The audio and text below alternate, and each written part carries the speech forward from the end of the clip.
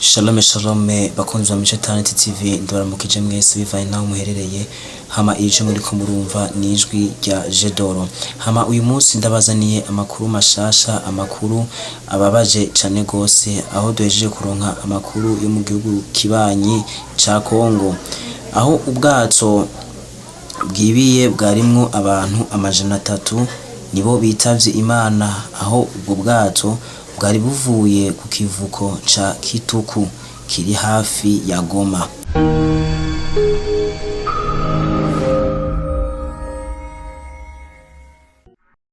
Ubwo bwato bwari butwaye abantu mu kiyaga ca Kivu muri Republika Iharanira Demokarasi ya Kongo, kibiye mu mazi bugeze ku metero 100 uvuye ku kivuko ca Kituku kiri hafi y'igisagara ca Goma mu buseruko bwa Kongo.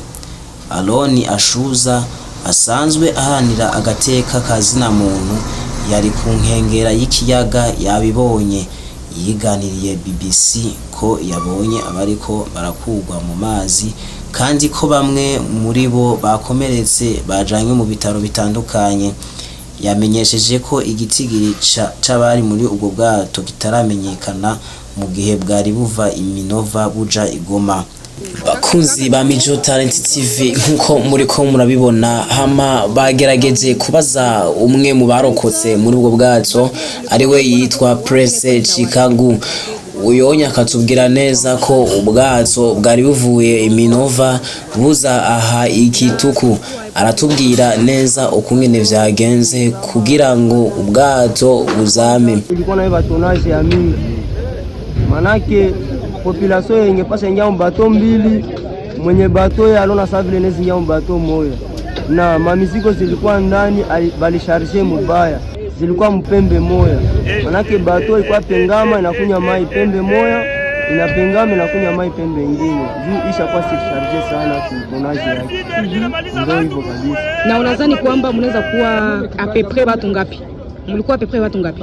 Juu mulikuwa watu ya mingi sana, au mwe mapli ya 500 personnes. Ni kusema kwamba bato moja tunjo litoka Minova jo kukuya huko. Ndio ni bato moja kabisa. Na mai mie nilikuwa ndani. Nilikuwa ndani kusatulizama kunema ya Mungu nimeona mie himwangaza tu. C'est bon, shimama. Ubwa mbere atubwira neza yuko ubwato bwari butwaye amatoni menshi cyane gose. Abantu bari barimo nabo nyene bari barenze ni bari bake. Kandi imizigo yari irimwo bayipanze nabi, bisigura neza ko imizigo imwe bayisize ku ruhande rumwe ikazirahengamira ku rugo ruhande nyene, hama ubwato butangura kuremerwa bugenda bucumbagira maze gushika aho butangura kwibira mu mazi. Hama Prince Chikangu aratubwira neza ko muri ubwo bwato abantu bari barimwo barenga abantu amajana 5. Ego nukuri ryari bara, ariko Imana itabare ihoze imiryango y'ababuze. Hama bakunzi ba Mico Talent TV ndabashimira cane gose mwebwe mwariko murakurikirana ino video. Imana ibahezagire.